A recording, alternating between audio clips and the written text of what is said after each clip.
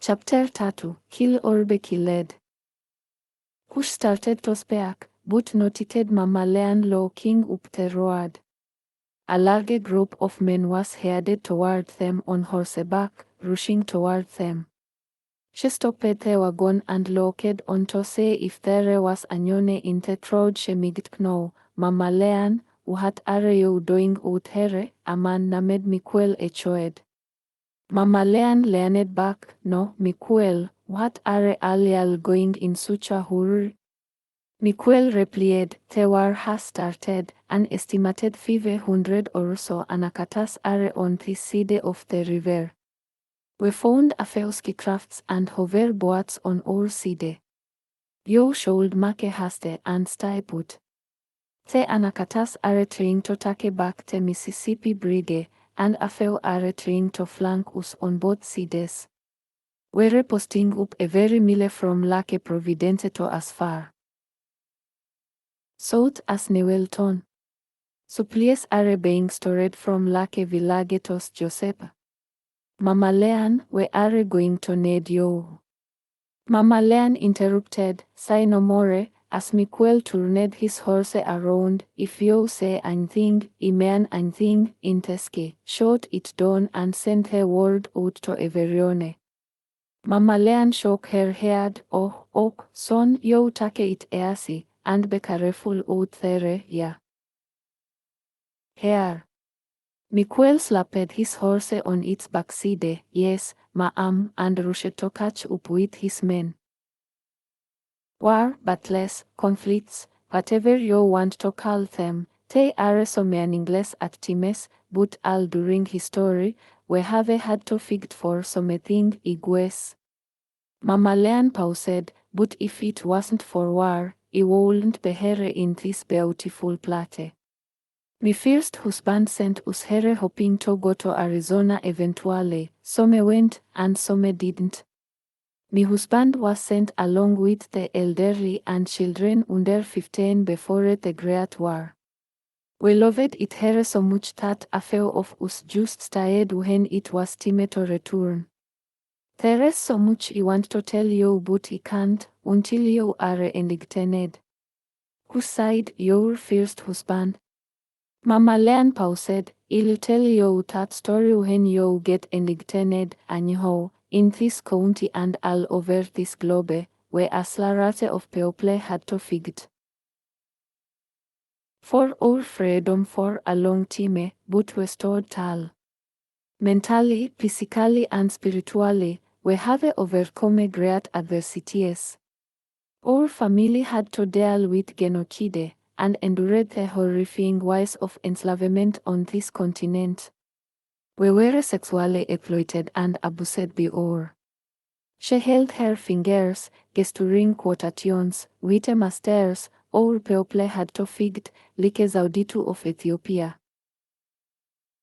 who helped abolish slavery, and the fearless Ya and Santewa, who led the Ashanti War against the British.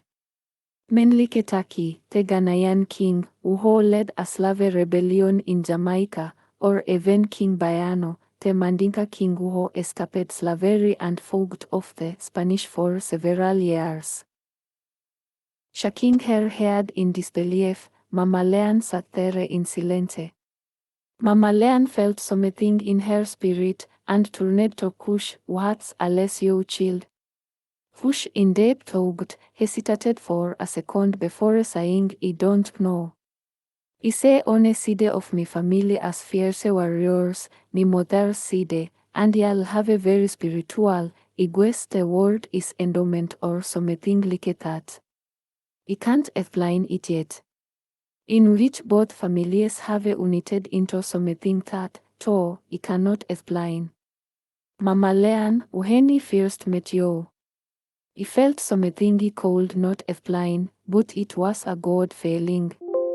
Do you remember when we sat under that weeping willow, back then, when you had that white and green tablet?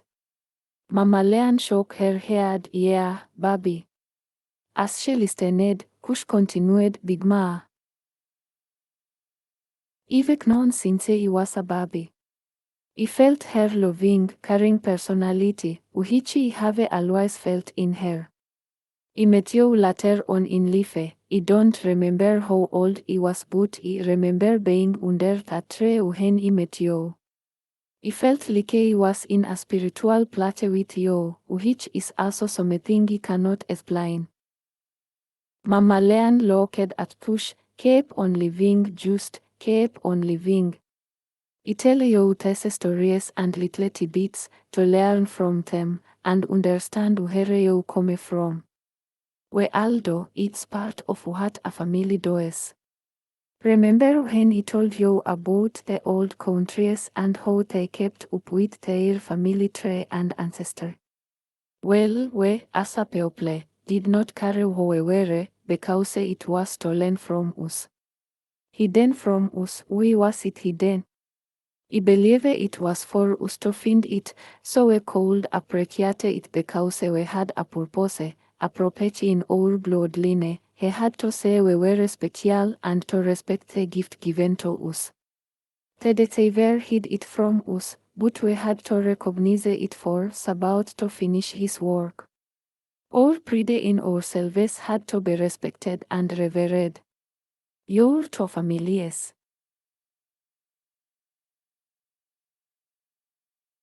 Kneu each other before the exodus from Arizona, but my son and your uncle became the best friends as the years passed. They used to call them two brothers from different mothers.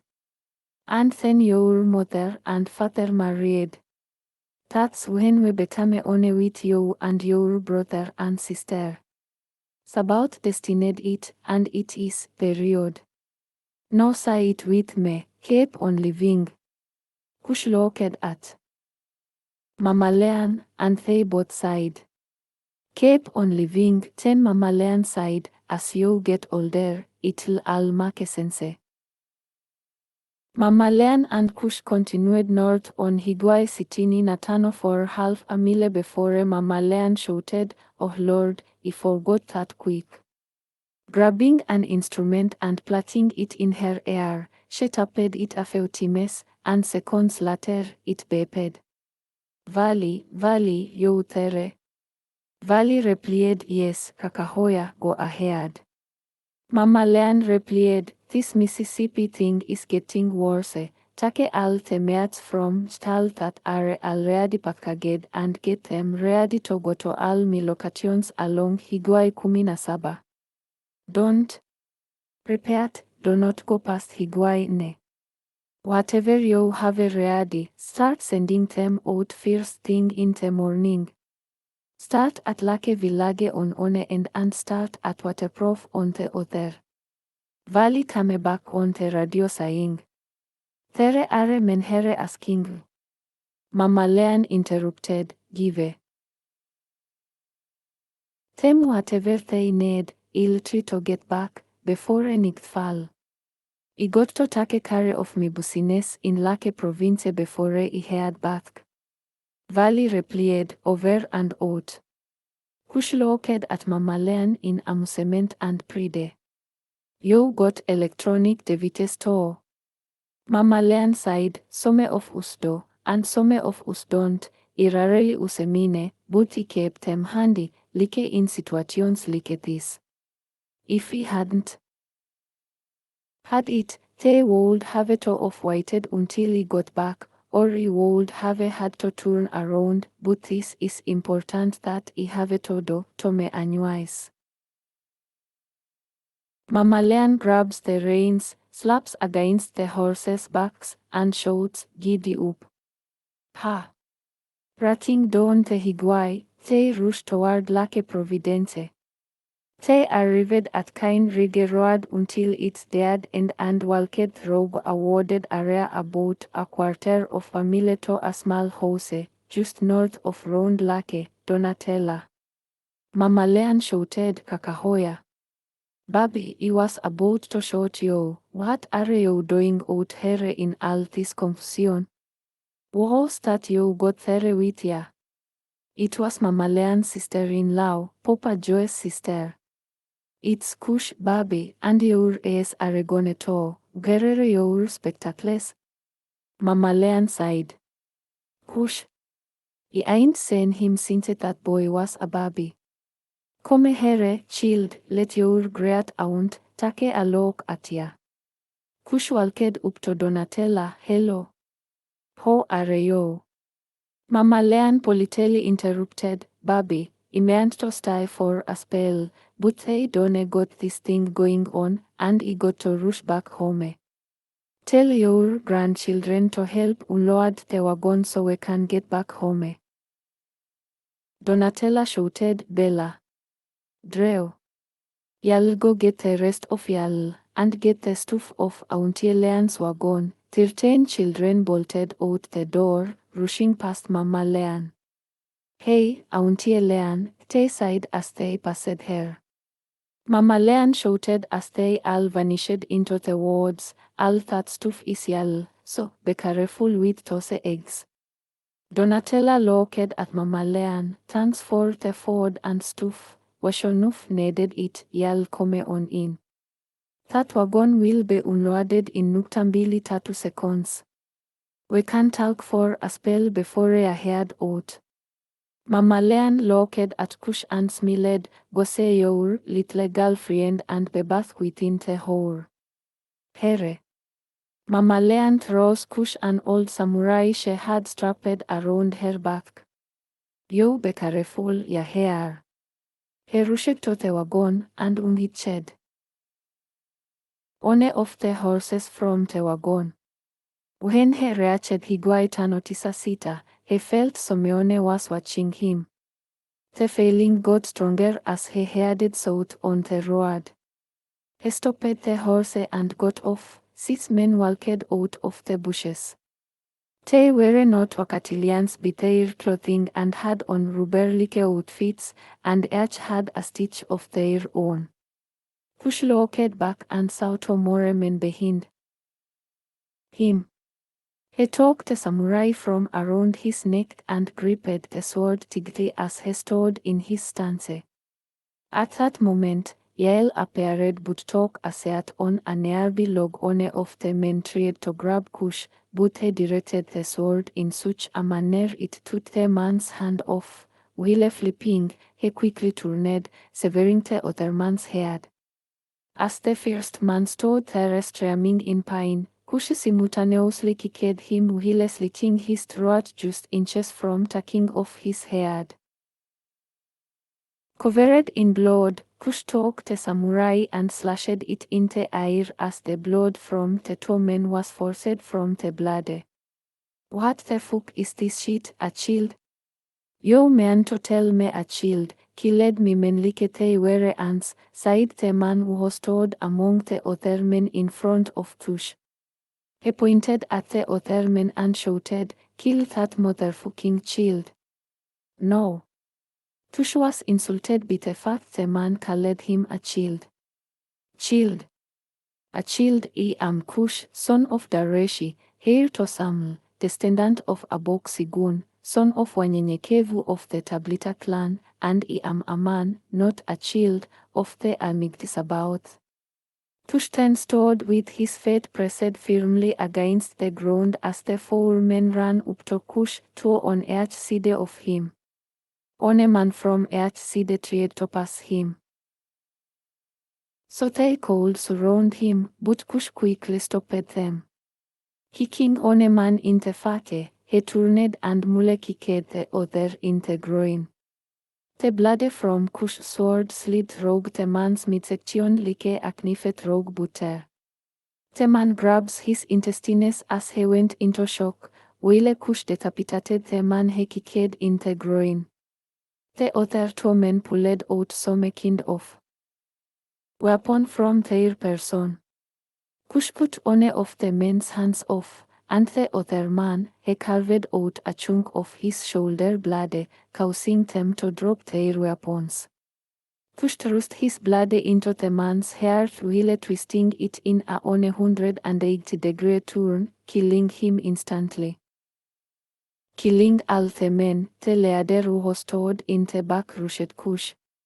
Kush heard an object pass him with great force, and the leader of the men fell dead before he could reach him. Cush turns and says Mamalean, who had thrown a star that penetrated the man's skull, dared tenter between his eyes, I ain't got time for this. Shouted Mamalean, it's time to go home and set our men up for battle, they are counting on us. Cush shockingly asked, how did you know? Mamalean sighed, I felt them. I'm drawn to your liget, like a moth to a flame. It is time for your enlightenment, however, true enlightenment is up to you. Cush approached Yael, why is it you did not help me? Yael stood up, my job is to teach and help when commanded. Itaugtwa nyenyekevu, and he has taught you and your people also well. But why, you are just as good as he was. The only thing, pain consumed him on his first kill.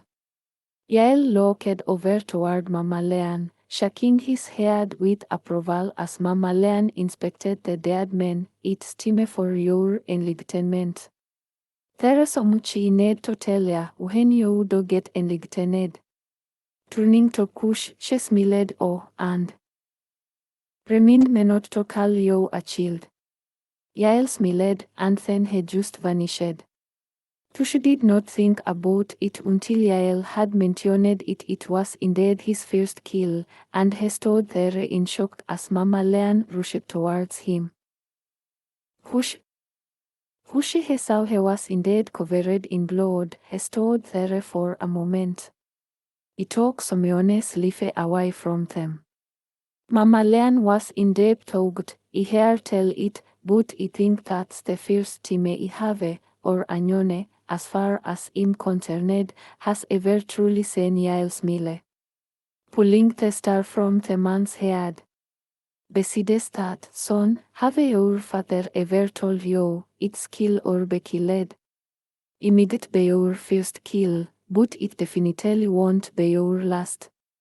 Now come on here, let's go. Mamalean examined the bodies of the dead men again, and noted the sweets they were wearing. It makes sense all this water around these parts, the men are hiding in the lakes and rivers. They quickly returned to the wagon, said their goodbyes to Donatella, made a few stops to report what they saw, and were escorted by a group of warriors as they headed back to Tallulah. Sorry you weren't able to see your little friend, but as you say, things have changed for the worst, Mamalean sighed as they headed back home. Kush smiled its oak. They reached Tallulah later that night, and were approached by Valley. Kush and Mamalean got out of the wagon, and Kush turned and handed Mamalean the samurai, shaking her head. No, it belongs to you anyways, kinda neat, who? Kush sighed. It's an inch or so too long. Mamalean sighed, oh, I'm sorry, son, it took you now, pass it to me. Passing her the samurai, she sighed. This belonged to your grandfather. When we became known as mestizos, we had our difference. I think it was a conversation between Aldib and Wanyenyekevu, because it sounds like something Aldib would have said. You say, te, anakatas loved their meat raw and shit, they call it rare, and Wanyenyekevu and most Walkatilians wanted our meat double killed as they called it. Kushi interrupted, double killed, what's that? Mamalean laughed, Wakatilians are used to our meat being well done, and they come here cooking raw as meat. Aldib asked Wanyenyekevu, what do you want me to do, kill it twite? Wanyenyekevu sighed, hell yeah, kill that bitch twite. Gente, double kill. Mamalean laughed. Anyways, not too long after that, he traded these swords for the people started to customize their weapons and clothing to fit them. No, look. She twisted the handle, as maler blood appeared from the chamber. This was the designated wanyenyekevu had, and all blooders are madelicates. Now, each family put their own little twist on them when they came to Tallulah.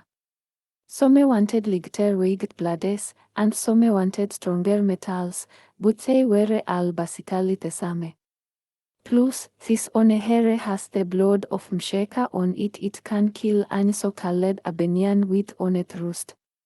You don't have to penetrate it rogue their body, just a simple touch, and they are gone for God, in a puff of smoke that smells like death itself.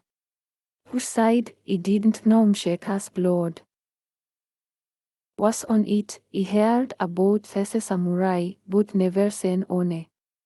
Mama Leanne smiled. If it's old, most of them do, around her, as she touched her son, she turned to Kush. Oh no, come be first thing in the morning, and we will get you those stories you wanted, but for now, Mama Leanne got to rest the old bones of mine. Kush smiled. You man mature, as he walked off playing with the samurai. Mama Leanne shouted to Kush. Kush. He shouted back, Ma'am. Mama Leanne shouts, keep on what? With a big smile, he shouted back, keep on living, Mama Leanne. Keep on living. Mama Leanne smiled as Valley stood there patiently, awaiting Mama Leanne's attention. It was a madose around her, but things are just now getting straightened out. Mama Leanne asked, what all has been done? Valley replied, the warriors came and helped us with so much. We have already sent wagons as far off north, to Lake Village, Aston, and Jenny, and as far south as Waterproof, Joseph, and Lake Bruin, Bty, they took Higuain near Winsboro. Chicot, Eudora, Kilburn, Newelton, and Winsboro. The warriors have a plan for protecting each lord themselves until they reach their destination, as you ordered. 4 cases of all meats, 2 cases of all fruits, herbs, and vegetables, and a case of essential and infused oils go to each location.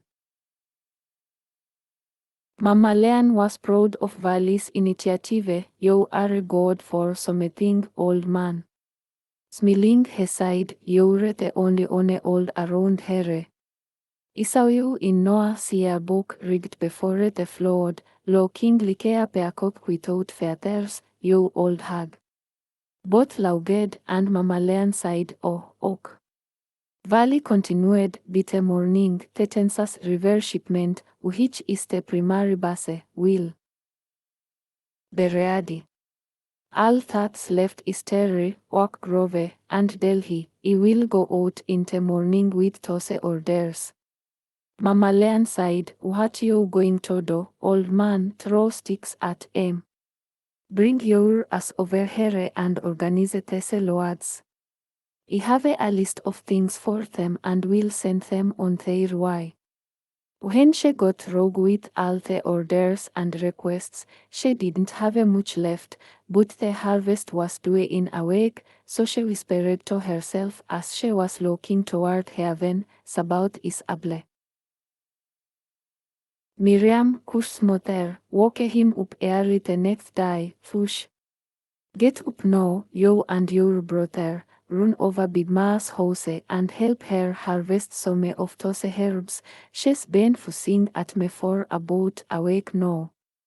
Cush's oldest sister, a bear, was already up helping Miriam, plaiting plates on the kitchen table while their mother was finishing breakfast.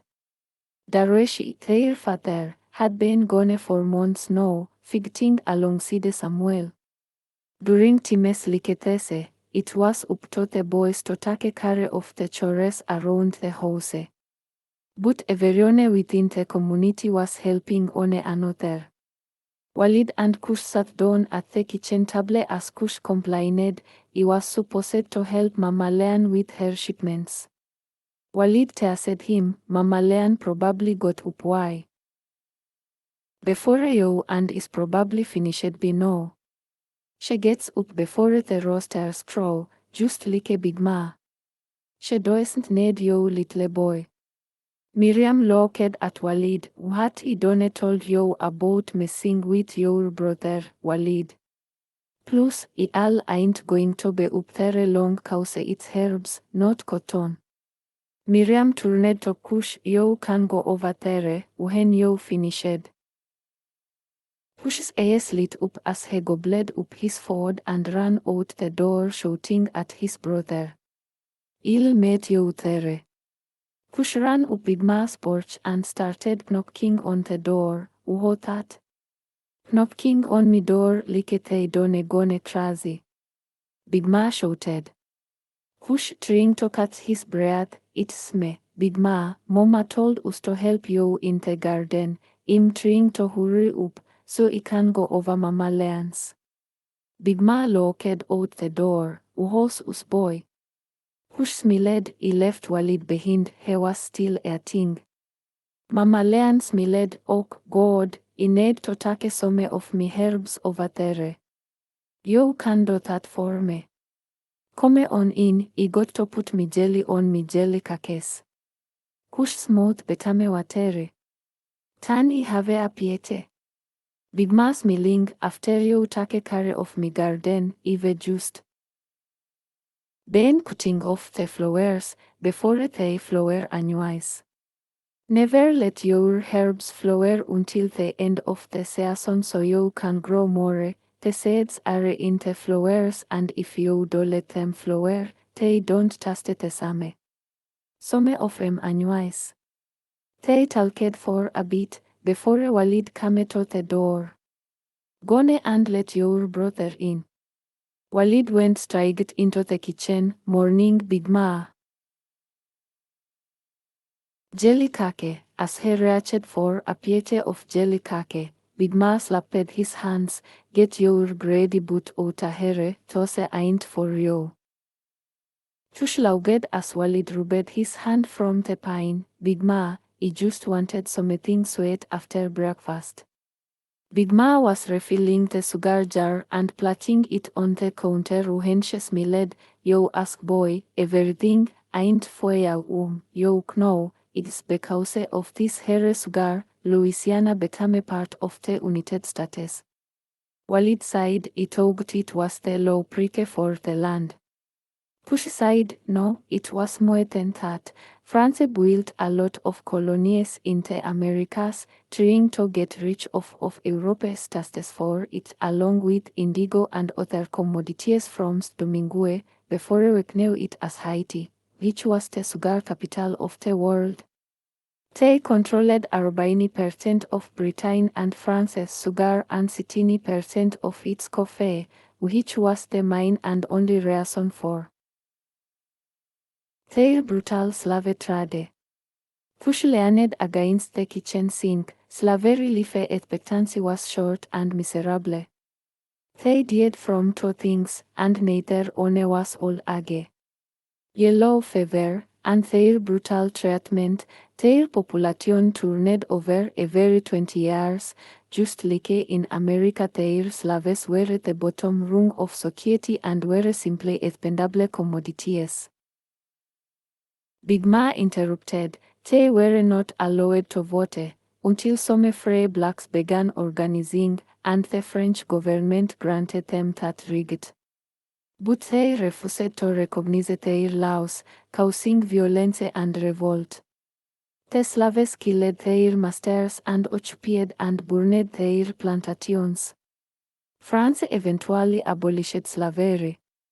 Under Toussaint Louverture, slaves took over the entire island of Hispaniola, including St. Domingue and its neighbor Santo Domingo.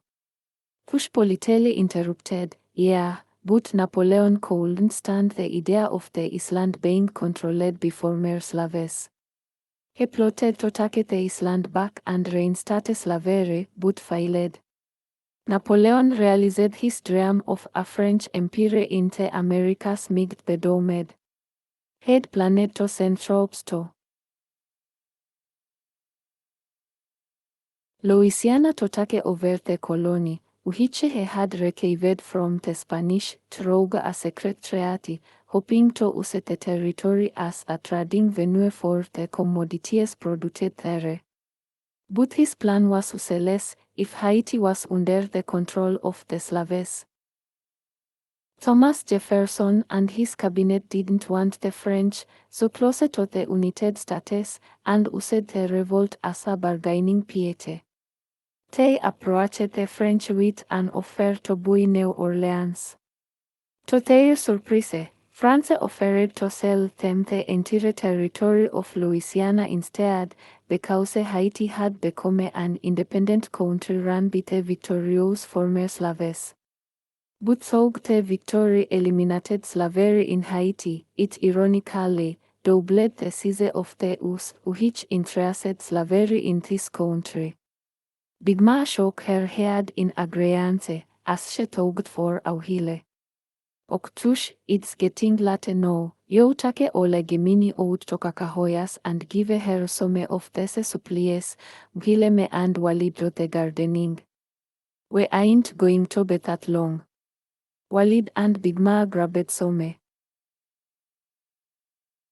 tolls. Auhile Cush loaded up the saddlebags on Gemini's back and headed north. Cush spoke to Gemini, sorry you couldn't go to war with Daddy. Big Ma sighed, he said, you're getting too old. Gemini made a strange noise and shook his head in disagreement. I'm glad you're not gone with him so we can hang out more. Gemini nodded. Cush shouted, come on, boy, let's show Daddy he's wrong about you. You ain't old. You're mature.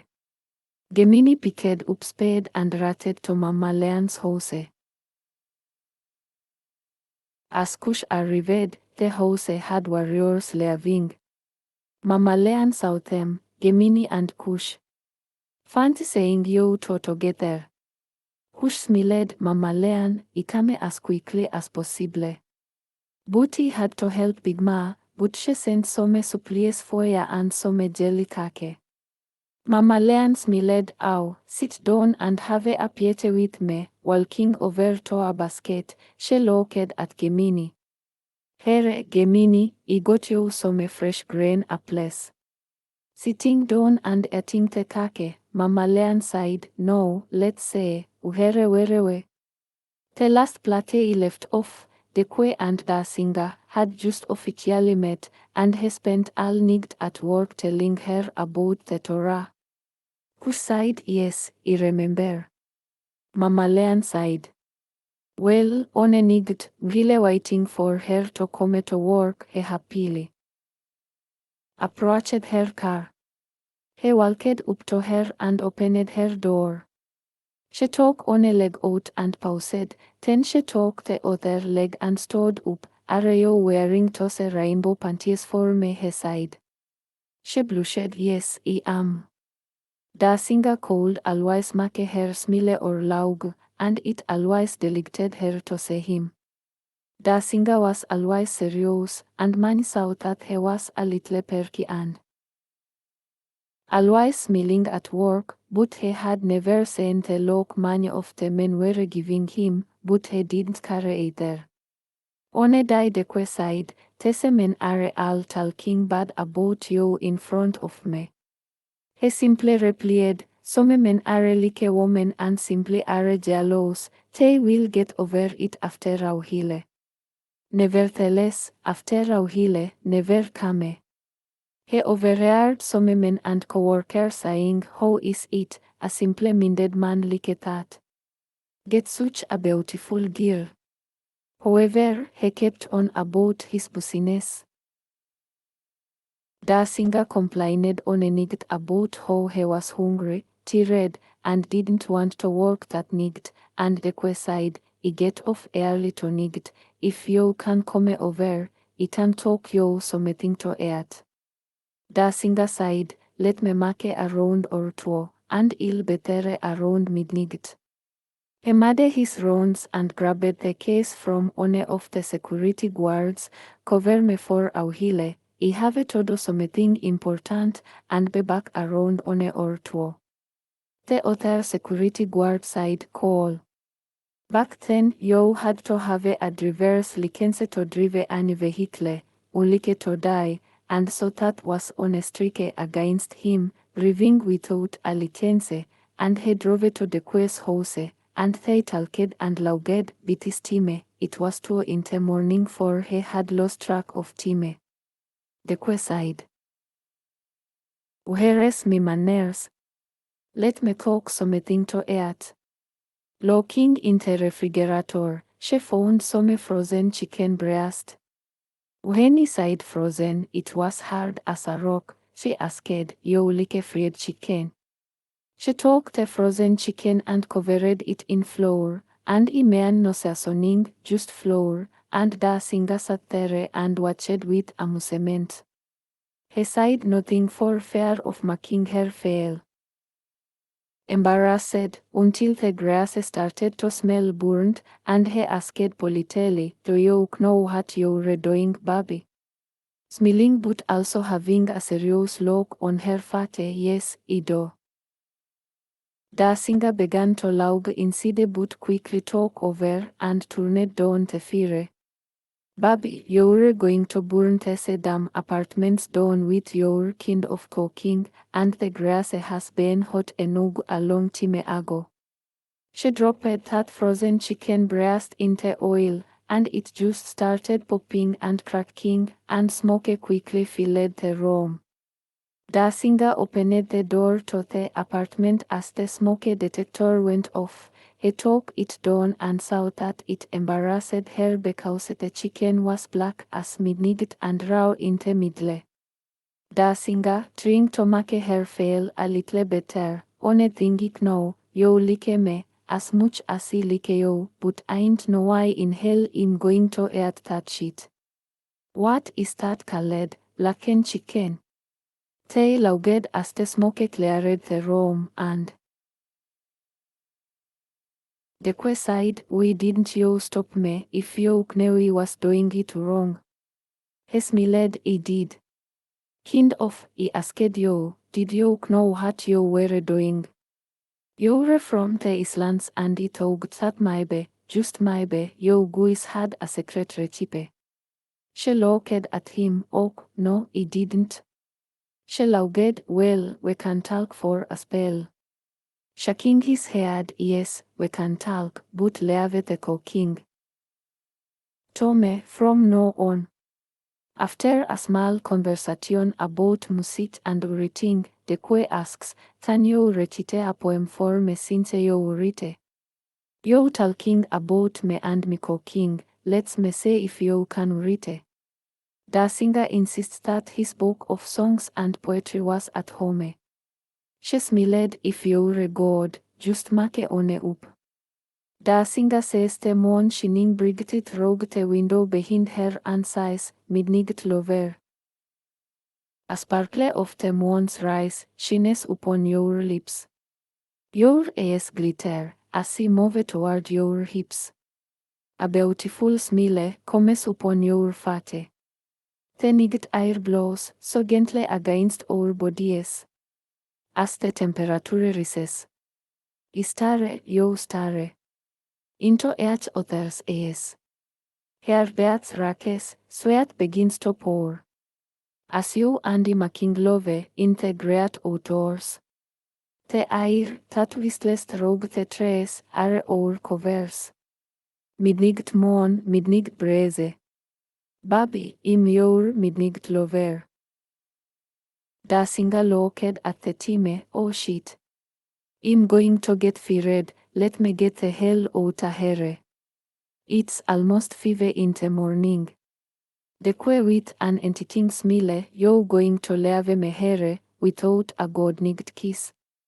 Dasinga replied, "Hell to the now." He walks up to her, rubs her with the base of her back, and gives her a long hard kiss, and she kisses him back. The passion grew, and he reached down and started rubbing her ass, and she started taking off his uniform. As he undressed her slowly, they became overwhelmed with passion. She grabbed him by the hand and led them to an air mattress she had on the floor. Dancing aside to the Kuua, it's been over 10 years since I've felt this way toward Anyone and over 2 years since I have had sex. She smiled its oak.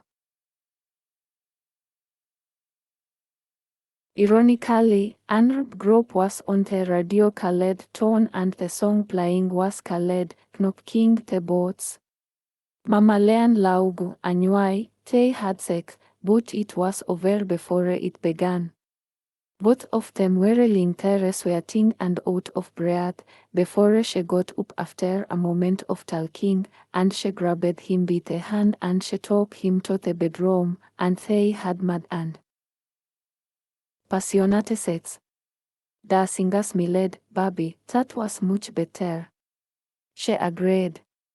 They took a shower together and bathed each other, knowing he was feared, stayed and wrote her a poem before he left. Make your wet. Close your eyes, visualize with your mind frozen in time. A mode that captures your innermost feelings, your innermost mind. Picture this, walking out of the shower with water dripping from your body. A hot shower that you and he just finished. Take your body, still dripping wet with water. With hot baby oil, massage your body from head to toe. Hearing you sigh, it can't take no more. Nevertheless, I continue. Slowly, I start with the feet. Massaging your body, yes, a feeling comes over us as being complete. Baby, how does that feel? Baby, the feeling you are feeling is real. Rubbing my hands together to create a soft, gentle heart. I close in on your innermost things. As my hands reach toward your precious jewel, a hard stiff erection comes over me. But I must continue with my display, cause the best part of lovemaking is for reply. Slowly. Gently. Smoothly. Work me way to your sweet stomach. Then to your beautiful breast. Must confess, I'm doing my best. I massage until my stiff hard erection begins to throb. The sensation caused me to kiss your nipples until they stand to attention. Until they, too, are rock as hard. First the left, then the right. I then dim the legs as we continue our flight. Hearing you moan as I groan. As we make love. Being alone, a tear falls from your eyes, then I realized it is time for your surprise. Slowly.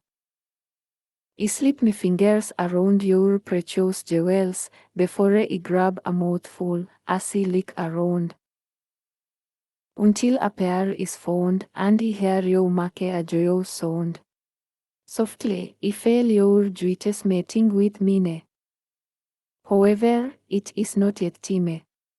Grabbing your click with my tongue. I hear you say, "Oh, baby, this is fun." No.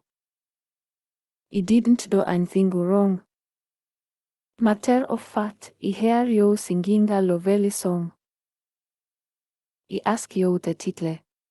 You said you reply that it was for me, entitled Me Ajani. That is me, as you can say. So, I take my stiff hard erection, rubbing it gently against your thighs. I move into your gently insides, your precious jewels. Feel good to me. Circular motion forward and then gently back. As I caress your hair, your neck, your ass. Seconds pass, then minutes, even hours. As we are captivated by our emotions, feelings of love. I take your hands in mine. Kissing, hugging, loving. Until the climate reaches its peak.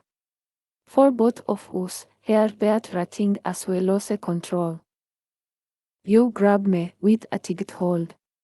Water runs down our bodies in the form of sweat. I didn't mean to make you come, didn't mean to make you mourn. I only just wanted to make you sweat. I only wanted to make you wet. Da Singak knew it was late, and the shift had long been over, and like he said, he knew he was feared, but it took a week or so, but he didn't forget it, because he left his post and drove the company vehicle without proper licenses. Da Singak knew that work in his field was more than plentiful, and he just looked for another job. Meanuhile, on a day, the quitame to the bread and breakfast and Said she was just visiting a colleague friend who lived around the corner and wanted to come by. She felt sorry about him being feared. She pulled up in a white Pontiac Fiero, and Da Singa met her at the door. He beautiful blushing, she said he. Da Singa was curious, who do you know on this side of town? She said, an old colleague friend and my boyfriend. Da Singa's hair sank deep within his chest, and then it was filled with anger, and the feeling was apparent to the Kuua. Outraged, Da Singa quickly calmed down for a minute as he observed the Kuua's facial expression. I'm not the kind of guy who shares the people I love, and I'm not finna start. Ik know that we never once mentioned if any one of us was dating someone else, so you didn't lie to me, but this. Shit, huts like a knife, so when you are single again, come see me, but until then, stay the fuck away from me.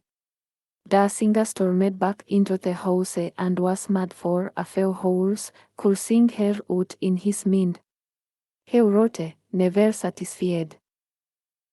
Ladies, what is going on? Confessed. About what you want. Is it so hard? So hard to be pleased. That's why you're always on your knees.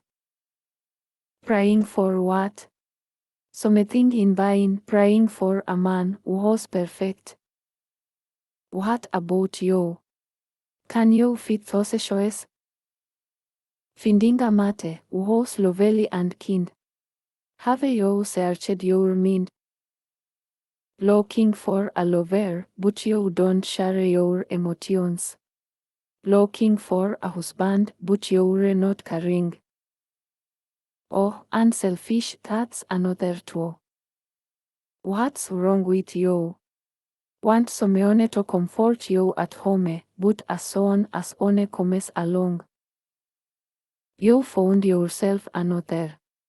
There is something wrong, always complaining.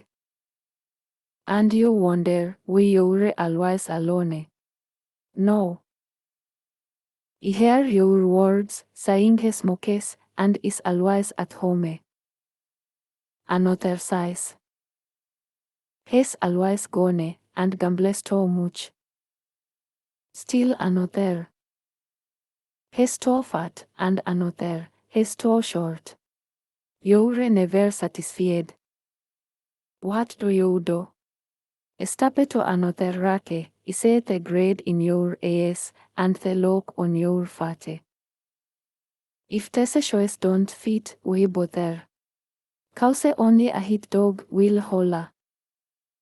If we missed, we say shit. Forgotten about African pride.